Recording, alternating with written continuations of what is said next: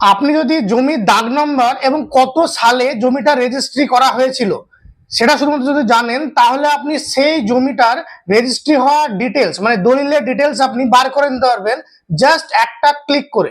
তো আপনি সেটা কিভাবে বার করবেন, তো চলুন আমরা দেখে নিই। প্রথমে আপনাকে যে কোনো একটা ব্রাউজার ওপেন করে deed search by plot number এটা লিখে সার্চ করবেন। তারপর এই যে প্রথম ওয়েবসাইটটা আছে এখানে আপনারা ক্লিক করবেন। ক্লিক করার সঙ্গে সঙ্গেই এরকম একটা উইন্ডো আপনার খুলে যাবে। তারপর এই প্রপার্টি ডিস্ট্রিক্ট মানে কোন ডিস্ট্রিক্টের আন্ডারে আপনার জমিটা আছে সেটা এখানে সিলেক্ট করবেন।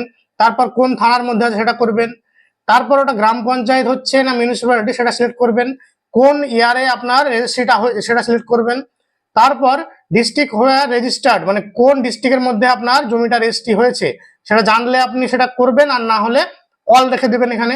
তারপর কোন মৌজা সেটা আপনি এই যে এখানে মৌজা ওয়াইজ যে সার্চ যেটা আছে এখানে ক্লিক করবেন।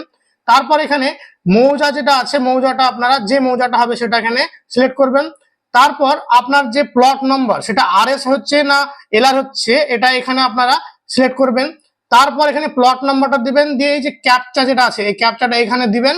তারপর এই যে ডিসপ্লে অপশন যেটা আছে এটা ক্লিক করলেই আপনি পুরো ডিটেলস পেয়ে যাবেন।